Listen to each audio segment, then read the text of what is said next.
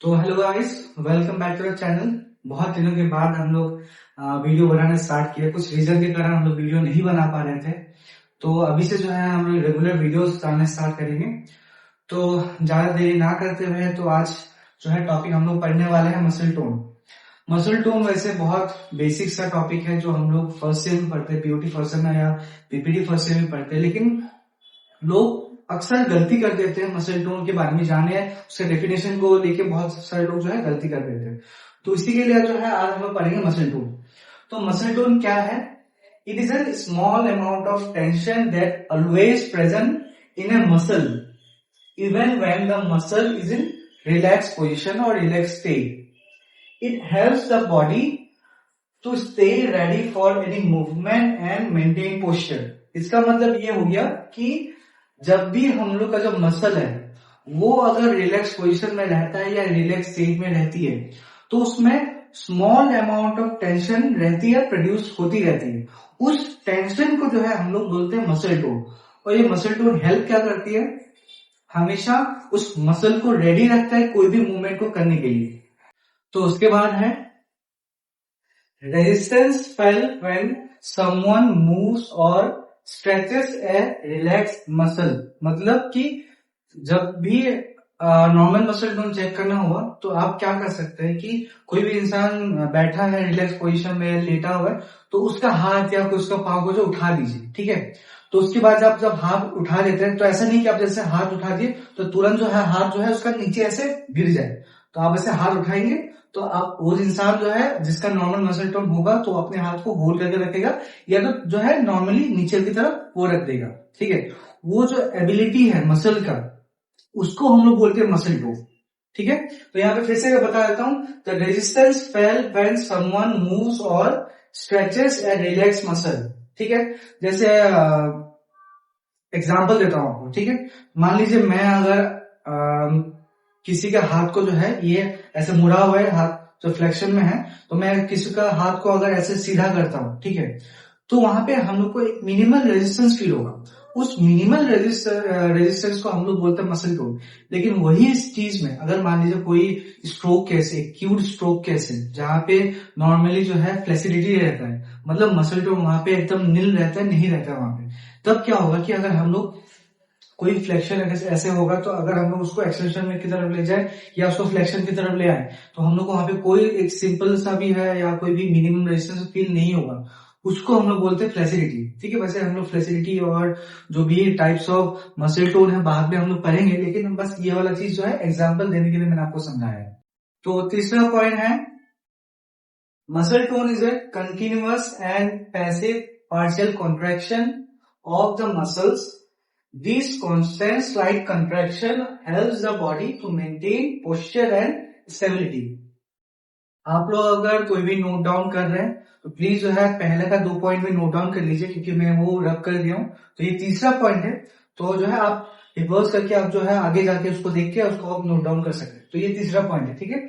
तो यहाँ पे इस लाइन के बारे में जो लिखा हुआ है इसके बारे में मैं बता देता हूँ कि मसल टोन क्या है। मसल टोन जो है एक तरह से कंटिन्यूअस पैसिव पार्शियल कॉन्ट्रैक्शन होती है मसल में। मतलब कि क्या हुआ कि जैसे मैंने पहला वाला पॉइंट में बताया था कि रिलैक्स पोजीशन में एक मिनिमम कॉन्ट्रैक्शन होता है, मिनिमम जो एक टेंशन रहता है, उसको हम लोग बोलते हैं मसल टोन। तो यहाँ पे यही बोल रहा है कि एक कंटिन्यूअस कॉन्ट्रैक्शन रहता है उस मसल में, ठीक है, जिसके कारण जो है एक मसल को कोई भी मूवमेंट करने के लिए हेल्प करती है। तो उसके बाद आ जाते हैं हम लोग characteristics of the normal muscle tone.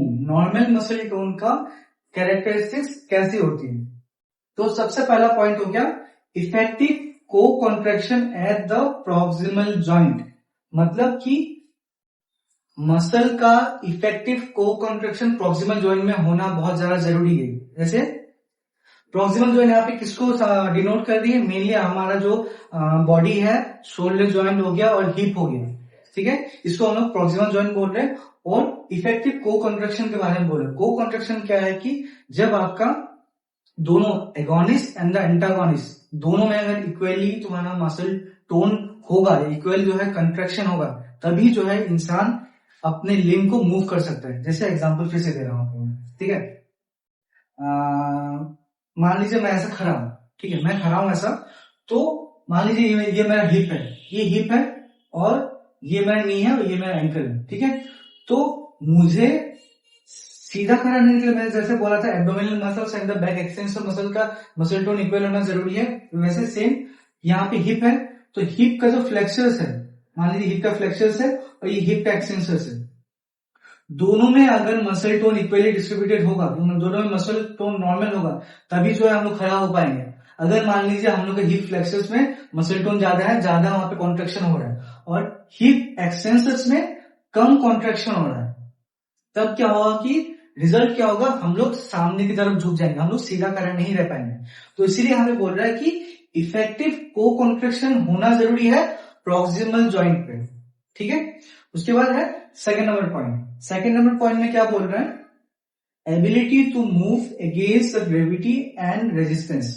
मतलब नॉर्मल मसल टोन जहां होगा वहां पे जो है इंसान अपना लिम्ब को या अपना जो बॉडी पार्ट है उसको अगेंस्ट ग्रेविटी ले जा सकता है, या तो अगेंस्ट रेजिस्टेंस लेके जा सकता है। जैसे कि मैं खड़ा हूं यहाँ पे, मेरा हाथ का जो है शोल्डर जो फ्लेक्सर्स का है, शोल्डर फ्लेक्सर्स मसल जो है उसका मसल टोन मेरा नॉर्मल होने के कारण मैं क्या कर सकता हूं, मैं अगेंस्ट ग्रेविटी मैं अपने हाथ को ऊपर की तरफ लेके जा सकता हूं, ठीक है। या तो कोई भी रेजिस्टेंस अगर मैं देता हूं, या कोई भी दूसरा इंसान यहाँ पे रेजिस्टेंस देता है, फ्लेक्शन करने नहीं देते, तब भी जो है मैं अपने हाथ को ऊपर की तरफ लेके जा सकता हूं। मतलब कि नॉर्मल मसल टोन होने के कारण मैं अगेंस्ट ग्रेविटी और अगेंस्ट रेजिस्टेंस जो है वो मूवमेंट कर सकता हूं, ठीक है। तो तीसरा पॉइंट हो गया ability to maintain a position when placed by the examiner, ठीक है। जैसे कि मैंने पहले बताया था कि अगर मैं अपने हाथ को किसी दूसरे इंसान के हाथ जिसका नॉर्मल मसल टोन है वो अगर हाथ को उठा देता हूं, तो ऐसा नहीं कि अगर मैं हाथ छोड़ देता हूं तुरंत जो है हाथ नीचे गिर जाएगा, ऐसा रहेगा तो मैं उसको बोलूं कि ऊपर की तरफ होल करके रखना, तो वो होल कर सकता है, या तो उसको होल नहीं करना है तो क्या करेगा, नॉर्मली जो हाथ को नीचे लेके आएगा। वैसे सेम जैसे मान लीजिए हम लोग जब पेशेंट में नॉर्मल मसल टोन चेक करते हैं, तो पेशेंट का हाथ देखते ऊपर उठाते, नीचे की तरफ ले जाते, पाँव उठाते नीचे की तरफ ले आते, तो क्या होता है जिसका नॉर्मल मसल टोन होगा उसमें जो है नॉर्मली इंसान अपने आप को, अपने जो लिम्ब है वो नॉर्मली मूव करके नीचे की तरफ लेके आ सकते हैं। ऐसा नहीं कि वैसे ऊपर की तरफ ले गया छोड़ दिया तो ऐसे तुरंत नीचे गिर गया, ठीक है। तो इसका मतलब 3 नंबर का पॉइंट का मतलब हो गया ये। 4 नंबर में क्या बोल रहा है, balance tone between the agonist and the antagonist. मैं आपको क्या बोला था, फ्लेक्सर्स एंड द एक्सटेंसर्स, इन दोनों के बीच में को कॉन्ट्रैक्शन, ठीक है, उन दोनों के बीच में मसल टोन बैलेंस नहीं है तो हम लोग एक इफेक्टिव मूवमेंट नहीं कर पाएंगे। जैसे कि मैं आपको फिर से एग्जांपल समझा रहा हूँ, एल्बो फ्लेक्शन हो गया, ठीक है, दोनों में मसल टोन इक्वल होना चाहिए, मसल टोन जो है नॉर्मल होनी चाहिए, ठीक है। जैसे मैं एल्बो फ्लेक्शन कर रहा हूं, मेरा यहाँ पे एगोनिस्ट कौन सी मसल है, एगोनिस्ट मसल है मेरा बाइसेप, ठीक है, जो कि फ्लेक्शन करा रही है, और एंटागोनिस्ट क्या है, ट्राइसेप। एक जो एगोनिस्ट हेल्प कर रही है उस मूवमेंट को करने में, मूवमेंट एक्चुअली वो करा रही है, और दूसरा जो है उस मूवमेंट को कंट्रोल कर रहा है।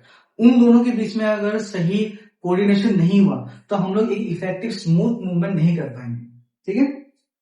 उसके बाद आता है 5वां number, from stability to mobility and vice versa. मतलब कि अगर मैं एक स्टेबल पोजीशन में खड़ा हूं, ठीक है, एक स्टैटिक पोजीशन में खड़ा हूं, तो अगर मुझे कोई बोले कि तुरंत भागो यहां से, तो मैं तुरंत भाग सकता हूं, है ना।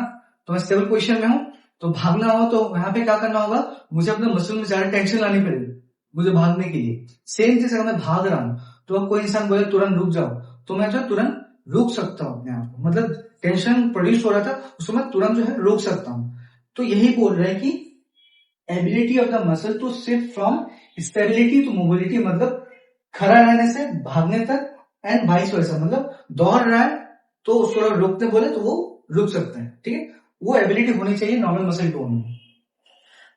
6 नंबर में है ability to use muscles in group और सेलेक्टिवली। मतलब मसल ग्रुप को एक मान लीजिए बहुत सारा मसल्स ग्रुप है ना, अगर हम लोग जो है शोल्डर फ्लेक्शन करते हैं, मान लीजिए फ्लेक्शन करते हैं, एक्सटेंशन करते हैं, तो कभी कभार होता है कि एक ग्रुप ऑफ मसल एक्ट होता है वहां पे, रेस्पॉन्सिबल होता है ग्रुप ऑफ मसल उस मूवमेंट को कराने के लिए। अगर हम लोग का नॉर्मल मसल टोन होगा तो हम लोग का एबिलिटी ये भी है कि हम लोग पूरा ग्रुप ऑफ मसल को यूज ना करके हम लोग सिंगल इंडिविजुअल मसल को भी यूज करके वो मूवमेंट को करा सकते हैं। ठीक है, तो लास्टली आएगा आपका slide resistance during passive movement. मतलब ये सबसे सिंपल सा चीज है और ये सबसे इंपॉर्टेंट है कि अगर हम लोग नॉर्मल मसल टोन जो है, कोई भी मसल में अगर नॉर्मल मसल टोन हुआ, अगर हम लोग उसको पैसिवली अगर मूव कराते हैं तो हम लोगों को एक स्लाइट रेजिस्टेंस मिलती है। उसी स्लाइट रेजिस्टेंस को हम लोग बोलते हैं muscle tone. Please muscle tone में आप लोग कंफ्यूज मत होइएगा। मसल टोन एक सिंपल भाषा में अगर बोलूं तो मसल टोन एक बस एक रेजिस्टेंस है। ठीक है, रेजिस्टेंस कब फील होगा? जब हम लोग उसको पैसिवली स्ट्रेच करते कोई भी मसल को, है ना, तब हम लोग को मसल टोन फील होगा।